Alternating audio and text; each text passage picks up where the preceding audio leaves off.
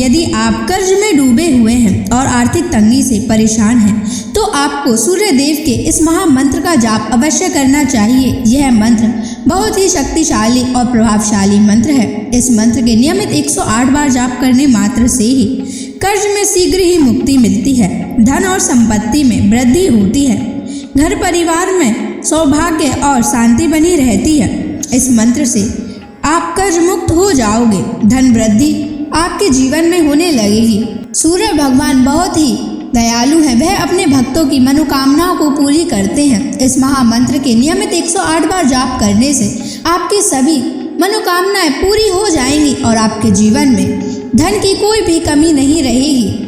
आप अपने जीवन में उन्नति प्राप्त करेंगे, आपको हमेशा सफलता ही प्राप्त होगी। इसलिए प्यारे भक्तों, इस मंत्र को साधारण समझने की गलती बिल्कुल भी ना करें। यह मंत्र बहुत ही प्रभावशाली मंत्र है। इस मंत्र का प्रभाव तुरंत ही दिखाई देने लगता है। अगर आप सच्ची श्रद्धा के साथ इस मंत्र का नियमित 108 बार जाप करेंगे तो आपका जीवन खुशियों से भर जाएगा और आपके जीवन में कभी भी धन की कमी नहीं आएगी। इसलिए प्यारे भक्तों, इस मंत्र का नियमित 108 बार जाप करें और पूरी श्रद्धा के साथ करें। अगर आप सूर्य देव का आशीर्वाद प्राप्त करना चाहते हैं तो इस वीडियो को लाइक और चैनल को सब्सक्राइब जरूर कर दीजिए और कमेंट बॉक्स में जय सूर्य देव अवश्य लिख दीजिए। तो चलिए भक्तों, मंत्र का जाप करना प्रारंभ करते हैं। ओम ह्रीं श्रीं सूर्याय सहस्र तेजसे महाधन प्रदायकाय नमः। ओम ह्रीं श्रीं सूर्याय सहस्र तेजसे महाधन प्रदायकाय नमः। ओम ह्रीं श्रीं सूर्याय सहस्र तेजसे महाधन प्रदायकाय नमः। ओम ह्रीं श्रीं सूर्याय सहस्र तेजसे महाधन प्रदायकाय नमः। ओम ह्रीं श्रीं सूर्याय सहस्र तेजसे महाधन प्रदायकाय नमः। ओम ह्रीं श्रीं सूर्याय सहस्र तेजसे महाधन प्रदायकाय नमः। ओम ह्रीं श्रीं सूर्याय सहस्र तेजसे महाधन प्रदायकाय नमः। ओम ह्रीं श्रीं सूर्याय सहस्र तेजसे महाधन प्रदायकाय नमः।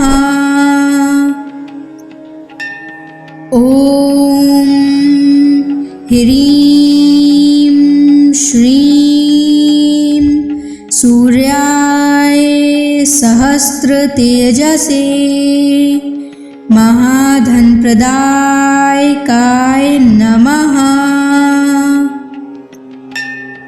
ओम ह्रीं श्रीं सूर्याय सहस्र तेजसे महाधनप्रदायकाय नमः। ॐ ह्रीं श्रीं सूर्याय सहस्रतेजसे महाधनप्रदायकाय नमः। ॐ ह्रीं श्रीं सूर्याय सहस्रतेजसे महाधनप्रदायकाय नमः। ॐ ह्रीं श्रीं सूर्याय सहस्रतेजसे महाधनप्रदायकाय नमः। ॐ ह्रीं श्रीं सूर्याय सहस्रतेजसे महाधनप्रदायकाय नमः। ॐ ह्रीं श्रीं सूर्याय सहस्रतेजसे महाधनप्रदायकाय नमः। ॐ ह्रीं श्रीं सूर्याय सहस्रतेजसे महाधनप्रदायकाय नमः। ॐ ह्रीं श्रीं सूर्याय सहस्रतेजसे महाधनप्रदायकाय नमः। ॐ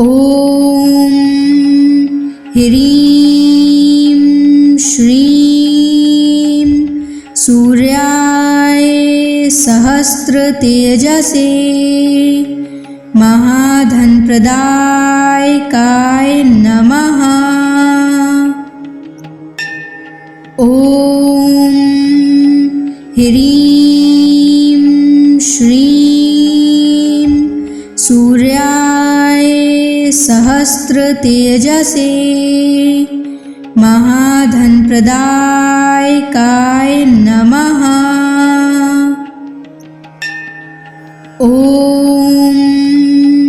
ह्रीं श्रीं सूर्याय सहस्रतेजसे महाधनप्रदायकाय नमः। ॐ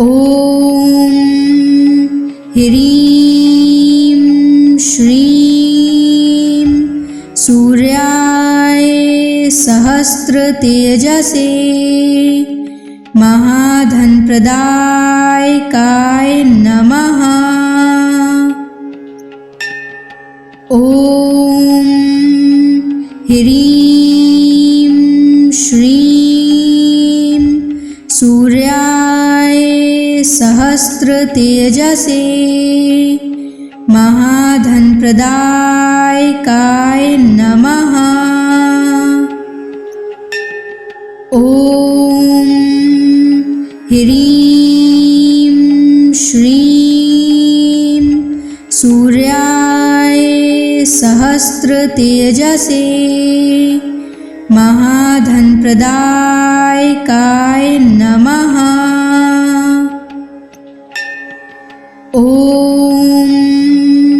ह्रीं श्रीं सूर्याय सहस्रतेजसे महाधनप्रदायकाय नमः।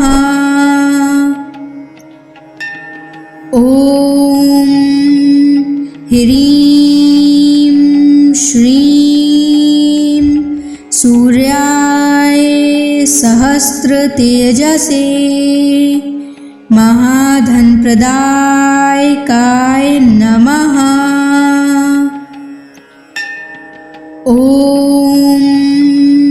ह्रीं श्रीं सूर्याय सहस्रतेजसे महाधनप्रदायकाय नमः।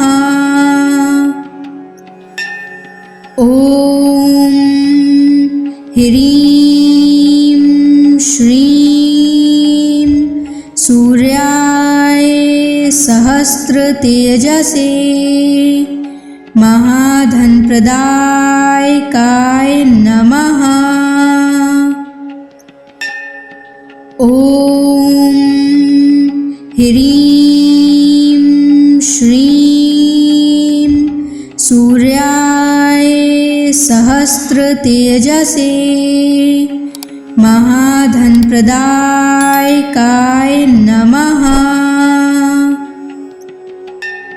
ॐ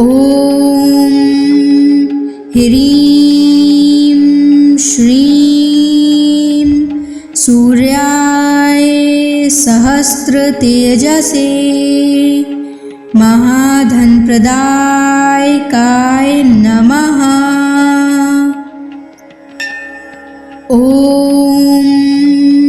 ह्रीं श्रीं सूर्याय सहस्रतेजसे महाधनप्रदायकाय नमः। ॐ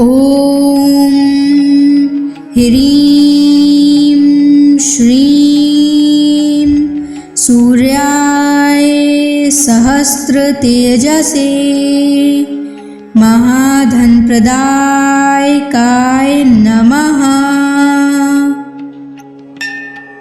ॐ ह्रीं श्रीं सूर्याय सहस्रतेजसे महाधनप्रदायकाय नमः। ॐ ह्रीं श्रीं सूर्याय सहस्रतेजसे महाधनप्रदायकाय नमः। ॐ ह्रीं श्रीं सूर्याय सहस्रतेजसे महाधनप्रदायकाय नमः। ॐ ह्रीं श्रीं सूर्याय सहस्रतेजसे महाधनप्रदायकाय नमः। ॐ ह्रीं श्रीं सूर्याय सहस्रतेजसे महाधनप्रदायकाय नमः। ॐ ह्रीं श्रीं सूर्याय सहस्रतेजसे महाधनप्रदायकाय नमः। ॐ ह्रीं श्रीं सूर्याय सहस्रतेजसे महाधनप्रदायकाय नमः। ॐ ह्रीं श्रीं सूर्याय सहस्त्रतेजसे महाधनप्रदायकाय नमः। ॐ ह्रीं श्रीं सूर्याय सहस्त्रतेजसे महाधनप्रदायकाय नमः। ॐ ह्रीं श्रीं सूर्याय सहस्त्रतेजसे महाधनप्रदायकाय नमः। ॐ ह्रीं श्रीं सूर्याय सहस्त्रतेजसे महाधनप्रदायकाय नमः। ॐ ह्रीं श्रीं सूर्याय सहस्त्रतेजसे महाधनप्रदायकाय नमः। ॐ ह्रीं श्रीं सूर्याय सहस्त्रतेजसे महाधनप्रदायकाय नमः। ॐ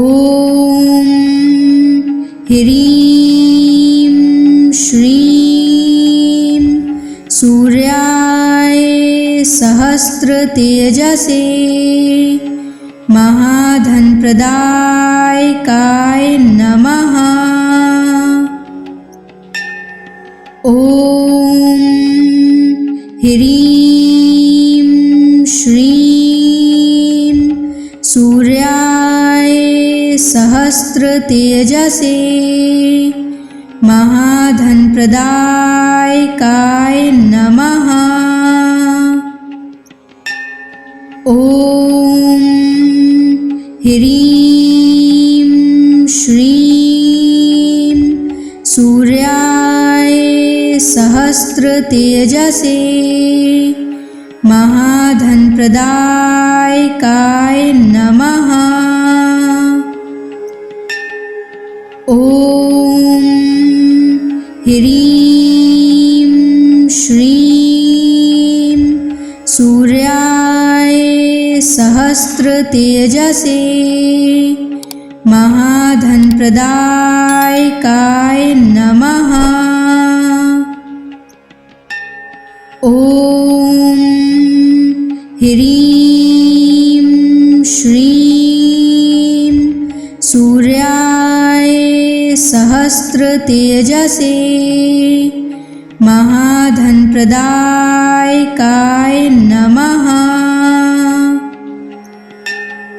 ॐ ह्रीं श्रीं सूर्याय सहस्त्रतेजसे महाधनप्रदायकाय नमः। ॐ ह्रीं श्रीं सूर्याय सहस्त्रतेजसे महाधनप्रदायकाय नमः। ॐ ह्रीं श्रीं सूर्याय सहस्त्रतेजसे महाधनप्रदायकाय नमः। ॐ ह्रीं श्रीं सूर्याय सहस्त्रतेजसे महाधनप्रदायकाय नमः।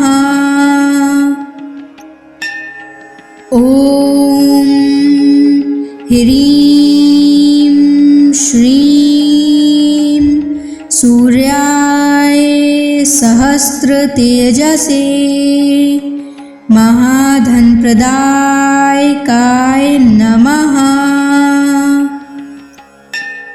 ॐ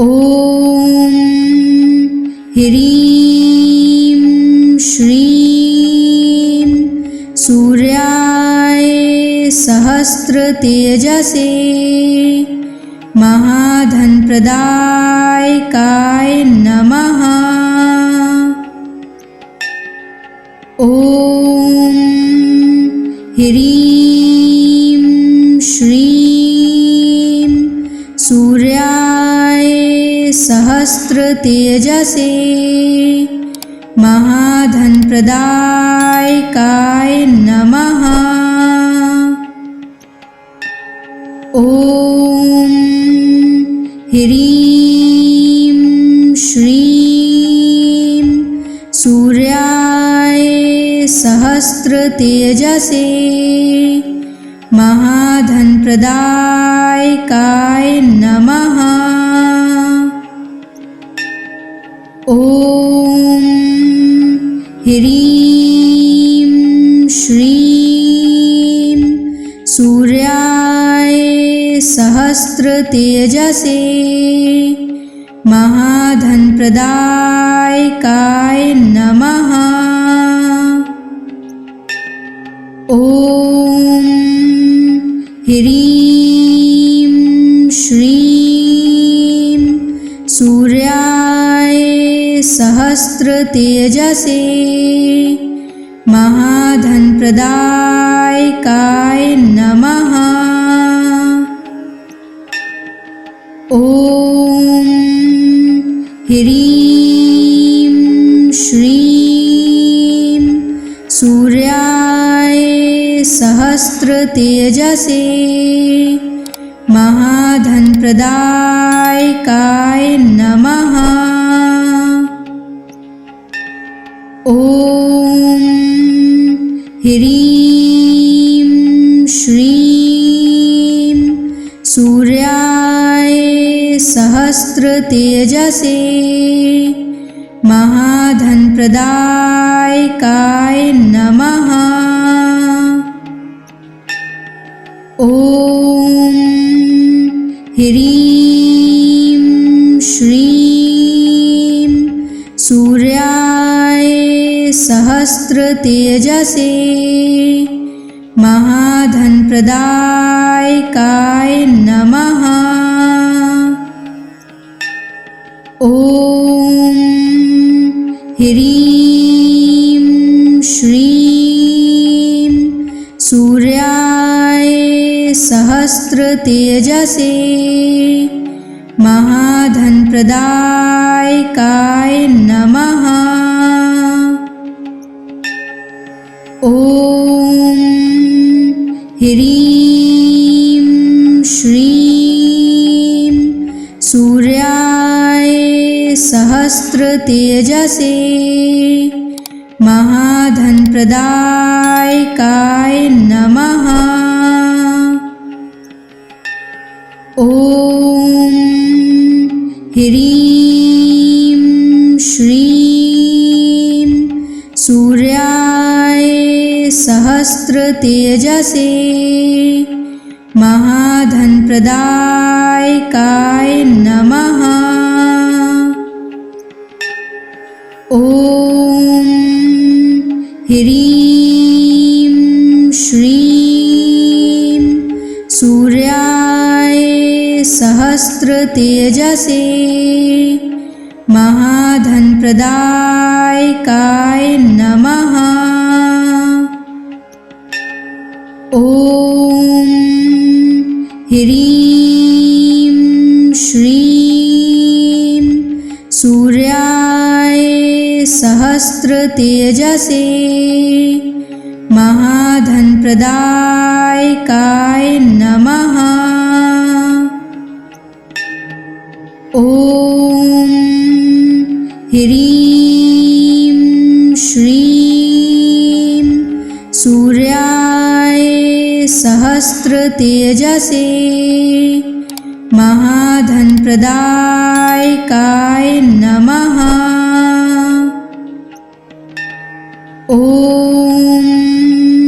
ह्रीं श्रीं सूर्याय सहस्रतेजसे महाधनप्रदायकाय नमः। ॐ ह्रीं श्रीं सूर्याय सहस्रतेजसे महाधनप्रदायकाय नमः। ॐ ह्रीं श्रीं सूर्याय सहस्रतेजसे महाधनप्रदायकाय नमः। ॐ ह्रीं श्रीं सूर्याय सहस्रतेजसे महाधनप्रदायकाय नमः। ॐ ह्रीं श्रीं सूर्याय सहस्रतेजसे महाधनप्रदायकाय नमः। ॐ ह्रीं श्रीं सूर्याय सहस्रतेजसे महाधनप्रदायकाय नमः। ॐ ह्रीं श्रीं सूर्याय सहस्रतेजसे महाधनप्रदायकाय नमः। ॐ ह्रीं श्रीं सूर्याय सहस्रतेजसे महाधनप्रदायकाय नमः। ॐ ह्रीं श्रीं सूर्याय सहस्रतेजसे महाधनप्रदायकाय नमः। ॐ ह्रीं श्रीं सूर्याय सहस्रतेजसे महाधनप्रदायकाय नमः। ॐ ह्रीं श्रीं सूर्याय सहस्रतेजसे महाधनप्रदायकाय नमः। ॐ ह्रीं श्रीं सूर्याय सहस्रतेजसे महाधनप्रदायकाय नमः। ॐ ह्रीं श्रीं सूर्याय सहस्रतेजसे महाधनप्रदायकाय नमः। ॐ ह्रीं श्रीं सूर्याय सहस्रतेजसे महाधनप्रदायकाय नमः। ॐ ह्रीं श्रीं सूर्याय सहस्रतेजसे महाधनप्रदायकाय नमः। ॐ ह्रीं श्रीं सूर्याय सहस्रतेजसे महाधनप्रदायकाय नमः। ॐ ह्रीं श्रीं सूर्याय सहस्रतेजसे महाधनप्रदायकाय नमः। ॐ ह्रीं श्रीं सूर्याय सहस्रतेजसे महाधनप्रदायकाय नमः। ॐ ह्रीं श्रीं सूर्याय सहस्रतेजसे महाधनप्रदायकाय नमः। ॐ ह्रीं श्रीं सूर्याय सहस्रतेजसे महाधनप्रदायकाय नमः। ॐ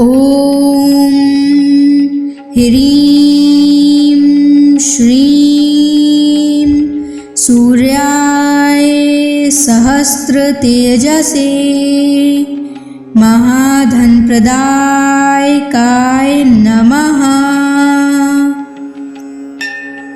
ॐ ह्रीं श्रीं सूर्याय सहस्रतेजसे महाधनप्रदायकाय नमः। ॐ ह्रीं श्रीं सूर्याय सहस्रतेजसे महाधनप्रदायकाय नमः। ॐ ह्रीं श्रीं सूर्याय सहस्रतेजसे महाधनप्रदायकाय नमः। ॐ ह्रीं श्रीं सूर्याय सहस्रतेजसे महाधनप्रदायकाय नमः। ॐ ह्रीं श्रीं सूर्याय सहस्रतेजसे महाधनप्रदायकाय नमः। ॐ ह्रीं श्रीं सूर्याय सहस्रतेजसे महाधनप्रदायकाय नमः। ॐ ह्रीं श्रीं सूर्याय सहस्रतेजसे महाधनप्रदायकाय नमः। ॐ ह्रीं श्रीं सूर्याय सहस्रतेजसे महाधनप्रदायकाय नमः। ॐ ह्रीं श्रीं सूर्याय सहस्रतेजसे महाधनप्रदायकाय नमः। ॐ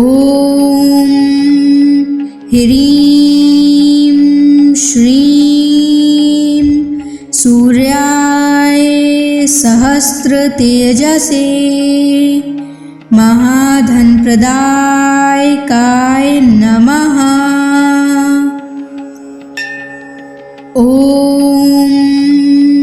ह्रीं श्रीं सूर्याय सहस्रतेजसे महाधनप्रदायकाय नमः।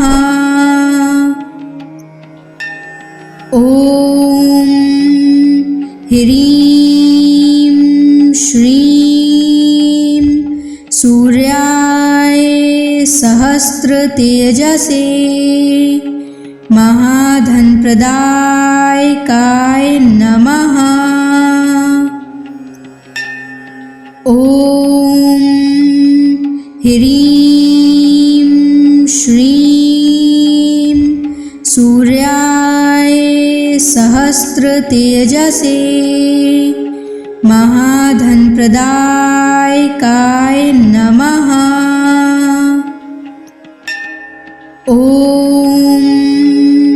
ह्रीं श्रीं सूर्याय सहस्रतेजसे महाधनप्रदायकाय नमः। ॐ ह्रीं श्रीं सूर्याय सहस्रतेजसे महाधनप्रदायकाय नमः। ॐ ह्रीं श्रीं सूर्याय सहस्रतेजसे महाधनप्रदायकाय नमः। ॐ ह्रीं श्रीं सूर्याय सहस्रतेजसे महाधनप्रदायकाय नमः। ॐ ह्रीं श्रीं सूर्याय सहस्रतेजसे महाधनप्रदायकाय नमः। ॐ ह्रीं श्रीं सूर्याय सहस्रतेजसे महाधनप्रदायकाय नमः। ॐ ह्रीं श्रीं सूर्याय सहस्रतेजसे महाधनप्रदायकाय नमः। ॐ ह्रीं श्रीं सूर्याय सहस्रतेजसे महाधनप्रदायकाय नमः। ॐ ह्रीं श्रीं सूर्याय सहस्रतेजसे महाधनप्रदायकाय नमः। ॐ ह्रीं श्रीं सूर्याय सहस्रतेजसे महाधनप्रदायकाय नमः। ॐ ह्रीं श्रीं सूर्याय सहस्रतेजसे महाधनप्रदायकाय नमः। ॐ ह्रीं श्रीं सूर्याय सहस्रतेजसे महाधनप्रदायकाय नमः। ॐ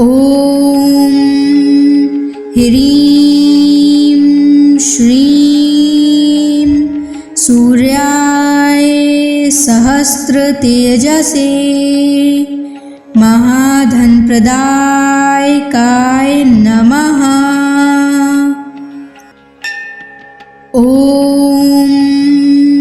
ह्रीं श्रीं सूर्याय सहस्रतेजसे महाधनप्रदायकाय नमः। ॐ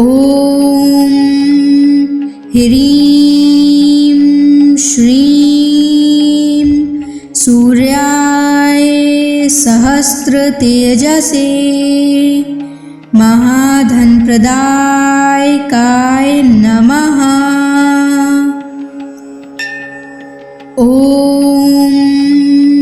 ह्रीं श्रीं सूर्याय सहस्रतेजसे महाधनप्रदायकाय नमः। ॐ ह्रीं श्रीं सूर्याय सहस्रतेजसे महाधनप्रदायकाय नमः। ॐ